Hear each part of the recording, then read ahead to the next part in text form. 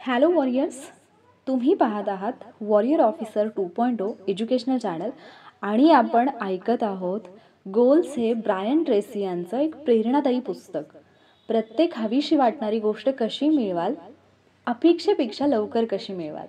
पहिले 2 part already upload केलेले आहेत. जर तुम्ही ते ऐकले नसतील तर ऐकून घ्या.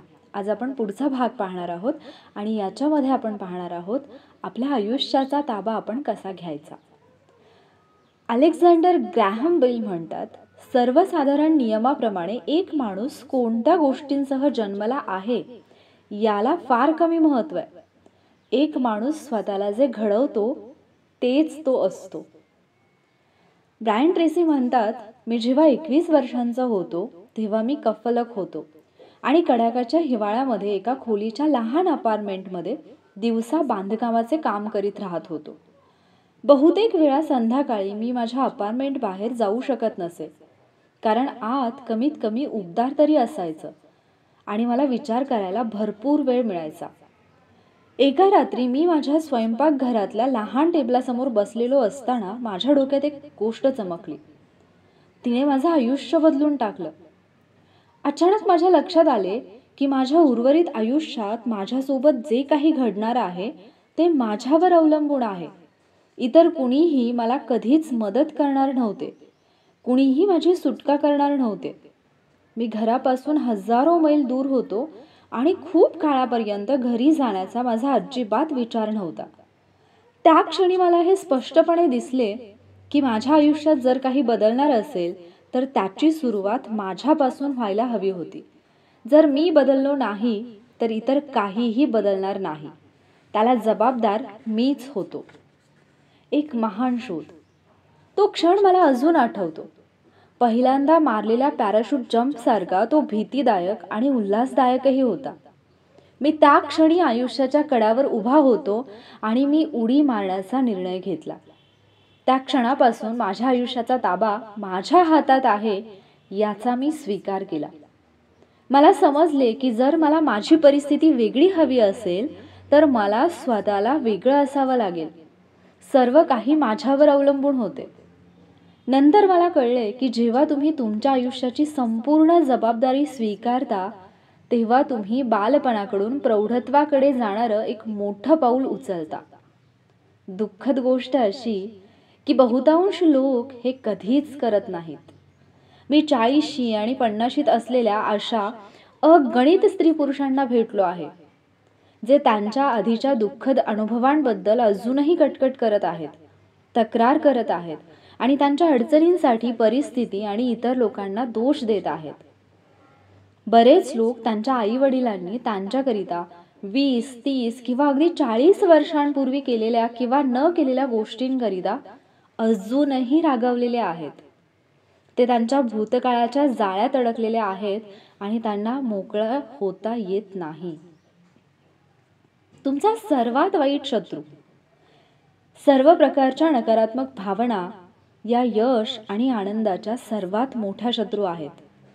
नकारात्मक भावना तुम्हाला खालीच खेचतात, थकवतात आणि आयुष्यातील सगळा आनंद हिरावून घेतात.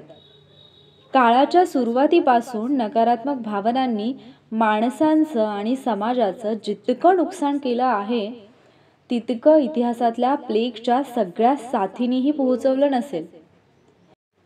जर तुम्हाला खरोखरच आनंदी आणि यशस्वी व्हायचं असेल तर तुमच्या महत्त्वाच्या ध्येयांपैकी एक ध्येय नकारात्मक भावनांपासून मुक्त होणे हे असेल.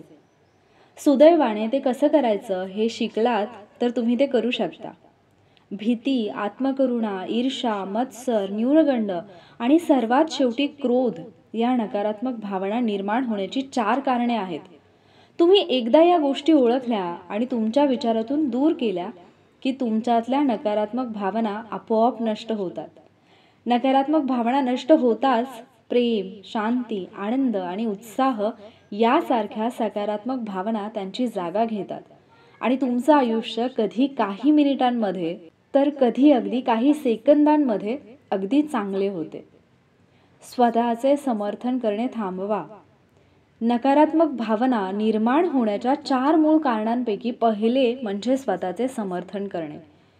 जोपर्यंत तुम्हाला राग येणं किंवा दुःख होणं हे या ना त्या कारणाने योग्य असल्याचं तुम्ही स्वतःला आणि इतरांना पटवून देऊ शकता, तोपर्यंत तुम्ही नकारात्मक वागू शकता.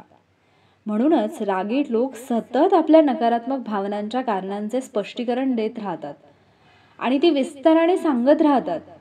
पण जर तुम्ही तुमच्या नकारात्मकतेचं समर्थन करू शकत नसाल तर तुम्ही रागवू शकत नाही.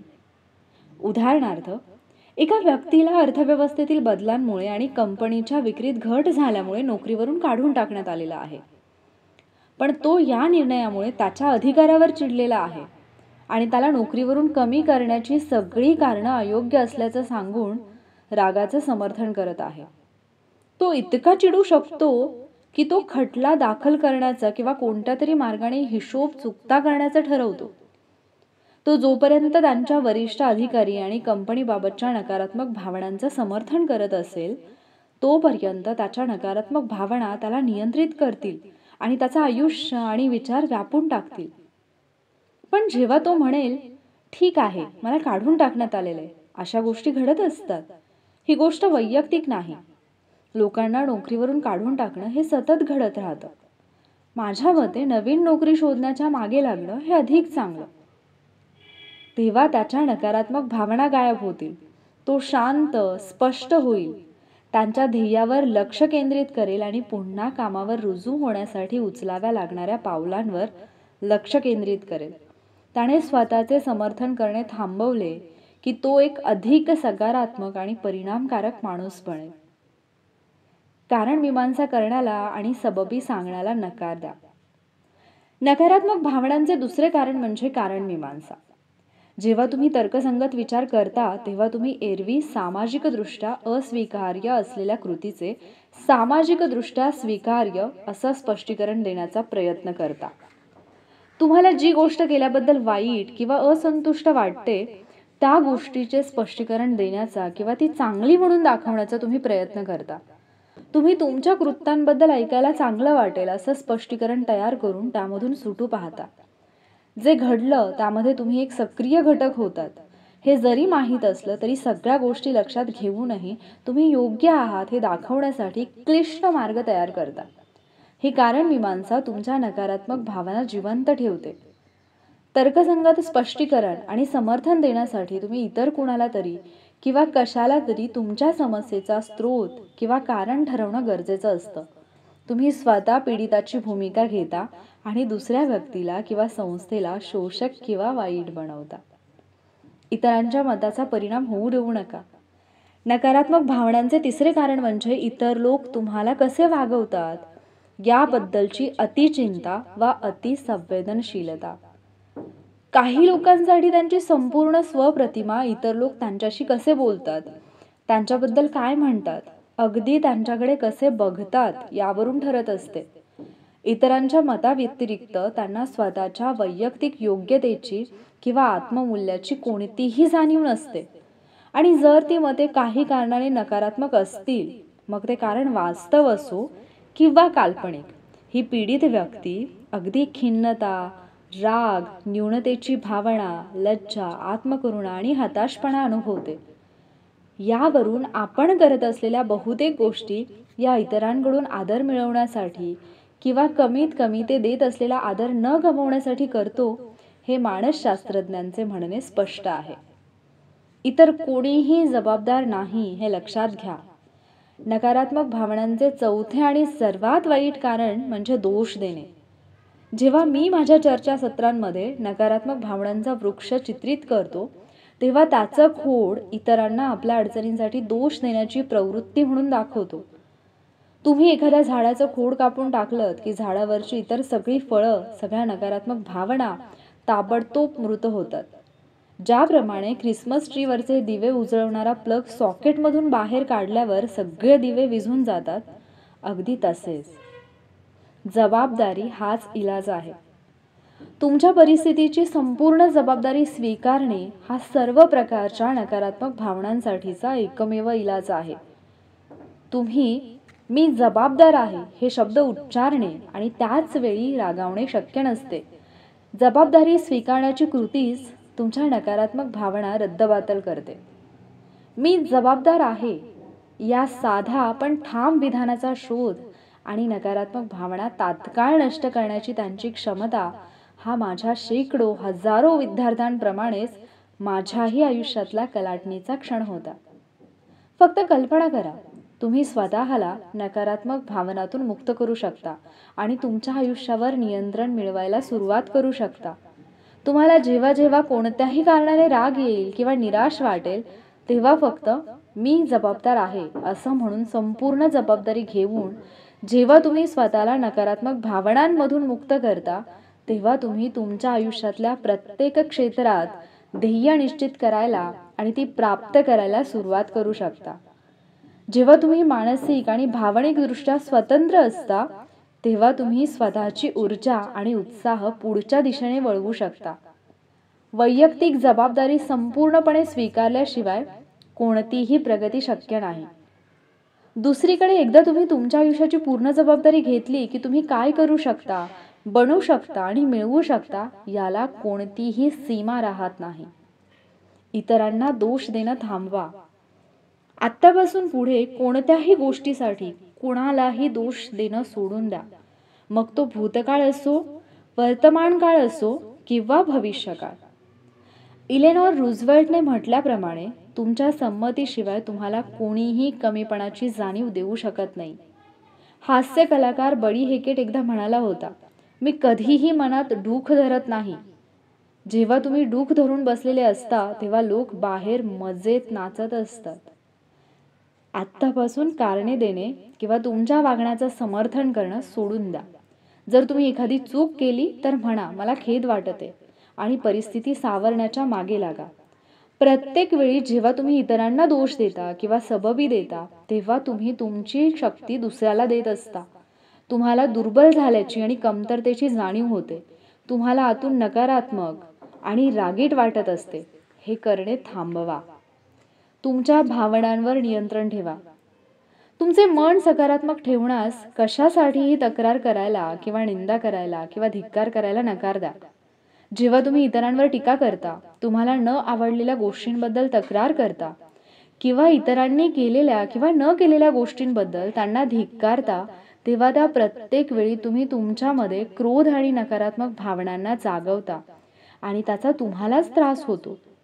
तुमच्या नकारात्मकतेचा दुसऱ्या व्यक्तीवर काहीही परिणाम होत नाही. एखाद्यावर चिडणे म्हणजे दीर्घकाळापर्यंत त्या व्यक्तीला तुमच्या भावनांवर आणि बऱ्याचदा तुम्हाला आयुष्याच्या संपूर्ण गुणवत्तेवर तुम्ही नियंत्रण ठेवायला परवानगी देण्यासारखे आहे. हे शुद्ध मूर्खपणाचे आहे. लक्षात ठेवा, गॅरी झुकावने त्याच्या सीट ऑफ इज सोल या पुस्तकात म्हटल्याप्रमाणे सकारात्मक भावना शक्ती वाढवतात, नकारात्मक भावना शक्ती कमी करतात. आनंद, रोमांच, प्रेम आणि उत्साह या सकारात्मक भावनांमुळे तुम्हाला शक्ती आणि आत्मविश्वासाची जाणीव होते. क्रोध, इजा आणि दोष देणे यासारख्या नकारात्मक भावना तुम्हाला दुर्बल बनवतात, तुम्हाला शत्रुतापूर्ण, त्रासदायक आणि अप्रसन्न बनवतात. एकदा तुम्ही स्वतःच्या परिस्थितीची आणि तुमच्या बाबतीत घडणाऱ्या सर्व गोष्टींची संपूर्ण जबाबदारी घेण्याचं ठरवलं की तुमच्या कामाकडे आणि आयुष्यातल्या इतर बाबींकडे आत्मविश्वासाने वळू शकता. तुम्ही तुमच्या नशिबाचे स्वामी आणि तुमच्या आत्म्याचे कप्तान बनता. Hello mister president.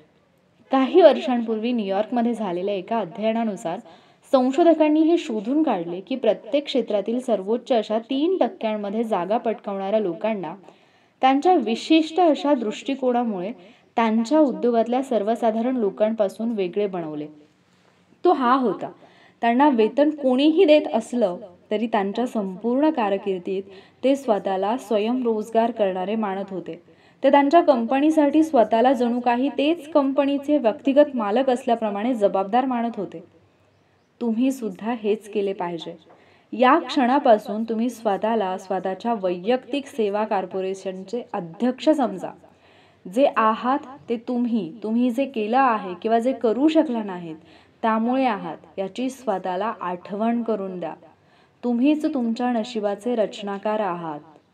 तुमचे आत्तापर्यंतचे संपूर्ण आयुष्य तुम्ही घेतलेल्या किंवा घेऊ न शकलेल्या निर्णयांमुळे आणि निवडींमुळे ठरवले आहे. जर तुम्हाला आवडत नाही अशी एखादी गोष्ट तुमच्या आयुष्यामध्ये असेल तर त्याला तुम्ही जबाबदार आहात. जर तुम्ही कोणत्याही गोष्टीबद्दल दुःखी असाल तर ती बदलण्यासाठी किंवा त्यात सुधारणा करून ती आवडेल अशी करण्यासाठी आवश्यक ती पावले उचलणे हे तुमच्यावर अवलंबून आहे.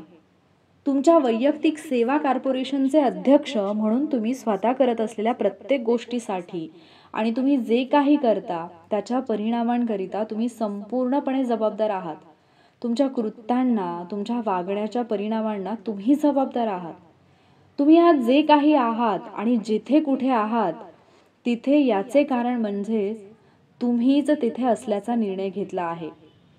तुम्ही आज जितके कमवत आहात तितके कमवणाऱ्यांना त्यापेक्षा जास्त ना कमी तुम्हीच निर्णय घेतलेला आहे. जर तुम्ही तुमच्या सध्याच्या कमाईत आनंदी नसाल तर त्यापेक्षा अधिक कमवण्याचा निर्णय घ्या. ध्येय निश्चित करा, योजना तयार करा आणि तुम्हाला जे कमवायचे आहे ते कमावण्यासाठी जे करणे गरजेचे आहे ते करण्यात मग्न व्हा. तुम्ही तुमच्या स्वतःच्या कारकिर्दीचे आणि आयुष्याचे मुखत्यार म्हणून, तुमच्या नशिबांचे शिल्पकार म्हणून तुम्ही स्वतःचे निर्णय घ्यायला स्वतंत्र आहात. तुम्हीच बॉस आहात, तुम्हीच प्रभारी आहात. तुमची स्वतःची रणनीती तयार करा. ज्याप्रमाणे कॉर्पोरेशनचा अध्यक्ष त्या कॉर्पोरेशनच्या कामांसाठी जबाबदार असतो, त्याचप्रमाणे तुम्ही तुमच्या आयुष्याच्या आणि कारकिर्दीच्या वैयक्तिक रणनीतीकरिता जबाबदार असता. पूर्ण व्यवस्थापकीय रणनीतीसाठी ध्येय निश्चित करणे, योजना आखणे, मोजमाप ठरवणे आणि परिणाम मिळवण्यासाठी काम करणे यासाठी तुम्ही जबाबदार असता. तुम्ही निश्चित परिणाम मिळवण्यासाठी जबाबदार आहात. तुम्ही करत असलेल्या कामाची गुणवत्ता आणि प्रमाण आणि तुम्हाला अपेक्षित असलेले परिणाम यांच्यासाठी तुम्हीच जबाबदार आहात. एक अध्यक्ष म्हणून तुम्ही तुमची विपणन नीती, आत्मप्रचार प्रगती आणि तुमची प्रतिमा तयार करणे आणि स्पर्धात्मक बाजारात तुम्हाला सर्वोच्च किंमत मिळावी म्हणून स्वतःला सादर करणे या सगळ्यांसाठी तुम्हीच जबाबदार आहात. तुम्ही तुमच्या वित्तीय रणनीतीकरता जबाबदार आहात. तुमच्या सेवांपैकी नक्की किती सेवा तुम्हाला विकायच्या आहेत, किती पैसे कमवायचे आहेत, किती वेगाने आपली कमाई वाढवायची आहे, किती पैशांची बचत आणि गुंतवणूक करायची आहे आणि तुम्ही निवृत्त व्हाल तेव्हा तुमची मालमत्ता किती असावी, हे सगळे आकडे पूर्णपणे तुमच्यावर अवलंबून आहेत. तुम्ही तुमच्या घरातल्या आणि कामाच्या ठिकाणच्या लोकांबद्दलच्या रणनीतीबद्दल आणि नातेसंबंधाबद्दल जबाबदार आहात. माझ्या विद्यार्थ्यांना मी जो सल्ला देतो तो म्हणजे तुमचा बॉस काळजीपूर्वक निवडा. तुम्ही किती पैसे कमवाल, किती वेगाने पुढे जाल आणि तुमच्या नोकरीत किती आनंदी असाल यावर बॉसच्या निवडीचा मोठा परिणाम होणार आहे. नवीन निवड करा, नवीन निर्णय घ्या. याचप्रमाणे तुमच्या जोडीदाराच्या आणि तुमच्या मित्रमैत्रिणींच्या निवडीचाही तुमच्या यशावर, आनंदावर तुम्ही घेतलेल्या इतर कोणत्याही निर्णयापेक्षा जास्त परिणाम होणार आहे. जर तुम्ही तुमच्या सध्याच्या निवडीबद्दल आनंदी नसाल तर त्या अधिक चांगल्या बनवण्यासाठी किंवा बदलण्यासाठी पावले उचलायची सुरुवात करणे तुमच्यावर अवलंबून आहे. शेवटी एक अध्यक्ष म्हणून तुम्ही वैयक्तिक संशोधन आणि विकास, वैयक्तिक प्रशिक्षण आणि शिकवणूक यांचे संपूर्ण प्रभारी आहात. तुम्हाला पुढील महिन्यांमध्ये आणि वर्षांमध्ये जितका पैसा मिळवायचा आहे त्याकरता आवश्यक अशी प्रतिभा, गुणवत्ता, कौशल्य आणि क्षमता ठरवणं हे तुमच्यावर अवलंबून आहे. त्यानंतर ती कौशल्य आत्मसात करण्यासाठी आणि त्यांचा विकास करण्यासाठी वेळ काढणे आणि गुंतवणूक करणे ही तुमची जबाबदारी आहे. इतर कुणीही हे तुमच्यासाठी करणार नाही. इतर कुणीही तुमच्या इतकी काळजी करणार नाही. हे एक अटळ सत्य आहे. ग्रोथ स्टॉक बना. ही उपमा थोडी पुढे नेऊयात. तुम्ही बाजारात समभाग विकून व्यापार करणारी एक कंपनी आहात असे समजा. लोक तुमच्या समभागांमध्ये गुंतवणूक करून त्या समभागांचे मूल्य आणि नफा मिळवण्याची क्षमता पुढच्या महिन्यांमध्ये किंवा वर्षामध्ये वाढत राहील असा आत्मविश्वास बाळगू शकतात का? तुम्ही एक ग्रोथ स्टॉक आहात का की तुमचं मूल्य बाजारात उतरत चाललं आहे? जेव्हा तुम्ही ग्रोथ स्टॉक बनण्याचं ठरवलं असेल तर तुमचं उत्पन्न दरवर्षी 25 ते 20% वाढवण्यासाठी तुमची रणनीती काय आहे? तुमच्या स्वतःच्या आयुष्याचे मुखत्यार म्हणून तुमचा एक जोडीदार आणि पालक म्हणून तुम्ही जसजशी वर्ष जातील तसे प्रगतीच्या आलेखावर असण्यासाठी मूल्य, उत्पन्न आणि नफा मिळवण्याची क्षमता यात सतत होणाऱ्या वाढीसाठी तुमच्या आयुष्यातल्या महत्त्वाच्या व्यक्तींचे देणे लागतात. स्वतःच्या आयुष्याचे चाक आपल्या हातात घ्या. इथपासून पुढे स्वतःकडे, स्वतःच्या नशिबाचे स्वामी म्हणून बघा आणि विचार करा. तुमच्या आयुष्याचे मुखत्यार म्हणून बघा. तुमच्या वैयक्तिक सेवा कॉर्पोरेशनचे अध्यक्ष म्हणून, एक शक्तिमान व्यक्ती म्हणून, संपूर्णपणे स्वनिर्धारित आणि स्वदिग्दर्शित व्यक्ती म्हणून स्वतःकडे बघा.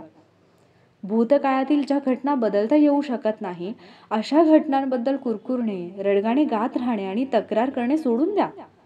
त्याऐवजी भविष्याकडे रोख ठेवून तुम्हाला काय हवे आहे आणि तुम्ही कुठे जात आहात याचा विचार करा. सर्वात महत्त्वाचे म्हणजे तुमच्या ध्येयाबद्दल विचार करा. तुमच्या ध्येयांबद्दल विचार करण्याची प्रत्यक्ष कृतीच तुम्हाला पुन्हा सकारात्मक आणि उद्देशपूर्ण बनवते. तुमच्या नियंत्रणाचे स्थान निश्चित ठरवा. मानसशास्त्रीय साहित्याचा मोठा भाग नियंत्रणाची कळ, लोकस ऑफ कंट्रोल सिद्धांताच्या अवतीभोवती फिरतो. संशोधनाच्या 50 पेक्षा जास्त वर्षांमध्ये मानसशास्त्रज्ञांनी ठरवले आहे की तुमच्या नियंत्रणाची कळ हा तुमच्या आयुष्यातील आनंद किंवा दुःख ठरवणारा महत्त्वाचा घटक आहे. का? ते अशासाठी. अंतर्गत नियंत्रणाची कळ असणाऱ्या लोकांना आपल्या आयुष्यावर आपले संपूर्ण नियंत्रण आहे असे वाटत असते. त्यांना ते सबल, आत्मविश्वासू आणि समर्थ आहेत असे वाटते. ते साधारणतः आशावादी आणि सकारात्मक असतात. त्यांना ते जबरदस्त असल्याचे आणि त्यांच्या भाग्याचे नियंत्रक असल्यासारखे वाटते. दुसऱ्या बाजूला नियंत्रणाची कळ बाहेर असणाऱ्या लोकांना ते बाहेरच्या तत्वांमुळे, त्यांच्या बॉसमुळे, त्यांच्या खर्चामुळे, त्यांच्या विवाहामुळे, त्यांच्या बालपणीच्या अडचणींमुळे आणि सध्याच्या परिस्थितीमुळे नियंत्रित झाले आहेत असे वाटते. त्यांना नियंत्रण सुटल्यासारखे वाटते आणि त्याचा परिणाम म्हणून दुबळे, रागावलेले, घाबरलेले, नकारात्मक शत्रुत्व असलेले आणि बलहीन झाल्यासारखे वाटते. चांगली बातमी अशी आहे की तुमची जबाबदारी स्वीकारणे आणि नियंत्रण यामध्ये सरळ संबंध आहे. तुम्ही मी जबाबदार आहे असे जितके जास्त म्हणाल तितकी जास्त अंतर्गत नियंत्रणाची कळ विकसित कराल आणि तुम्हाला जास्त शक्तिमान आणि आत्मविश्वासपूर्ण वाटेल. जबाबदारी आणि आनंद यामध्येही सरळ संबंध आहे. तुम्ही जितकी जास्त जबाबदारी स्वीकाराल तितके जास्त आनंदी व्हाल. असं वाटतं की जबाबदारी, नियंत्रण आणि आनंद या तीनही गोष्टी हातात हात घालून चालतात. तुम्ही जितकी जास्त जबाबदारी स्वीकाराल तितकं जास्त नियंत्रण असल्याचं तुम्हाला वाटेल. तुमचं नियंत्रण जितकं जास्त असल्याचं जाणवेल तितकं तुम्हाला जास्त आनंदी आणि आत्मविश्वासपूर्ण वाटेल. जेव्हा तुम्हाला सकारात्मक आणि आयुष्यावर नियंत्रण असल्यासारखे वाटेल तेव्हा तुम्ही स्वतःकरता अधिक मोठी आणि अधिक आव्हानात्मक अशी ध्येय निश्चित कराल. तुमच्यामध्ये ती मिळवण्यासाठी लागणारी इच्छा आणि निर्धारही असेल. तुम्हाला तुमचं आयुष्य स्वतःच्या हातात असल्यासारखं वाटेल आणि तुम्ही जे काही ठरवाल ते तुम्ही करू शकता असं वाटेल. हे तुमच्या हातात आहे. तुम्हाला आयुष्यामध्ये खरोखरच जे हवं आहे ते मिळवण्यासाठी पुरेशा काळापर्यंत पुरेशी कठोर मेहनत करण्याची तुमची इच्छा असेल तर तुम्हाला जे बनायचे आहे, हवे आहे किंवा करायचे आहे त्याकरिताची अक्षरशः अमर्याद क्षमता तुमच्यामध्ये आहे हे समजून घेणं हा ध्येय निश्चित करण्याचा आरंभबिंदू आहे. ध्येय निश्चितीचा दुसरा भाग म्हणजेच कुणालाही दोष न देता आणि कुठलीही कारणे न देता तुमच्या आयुष्याची आणि तुमच्याबाबत जे घडते त्याबाबतची संपूर्ण जबाबदारी स्वीकारणे. तुमच्यामध्ये अमर्याद क्षमता आहे आणि तुम्ही संपूर्णपणे जबाबदार आहात या दोन संकल्पना स्पष्टपणे मनात ठेवून तुम्ही आता पुढच्या पायरीवर जाण्यासाठी, तुमचं आदर्श भविष्य रेखाटण्यासाठी तयार आहात. हा होता आपला तिसरा भाग आणि आजच्या भागामध्ये तुम्ही बऱ्याच गोष्टी शिकला असाल. जर तुम्हाला हा भाग आवडला असेल तर व्हिडिओला लाईक आणि शेअर नक्कीच करा. पुढच्या भागामध्ये आपण शिकणार आहोत स्वतःचं भविष्य कसं निर्माण करायचं. त्यामुळे पुढचा भाग पाहण्यासाठी चॅनलला नक्की सबस्क्राईब करा. लवकरच भेटूयात पुढच्या भागात. थँक्यू.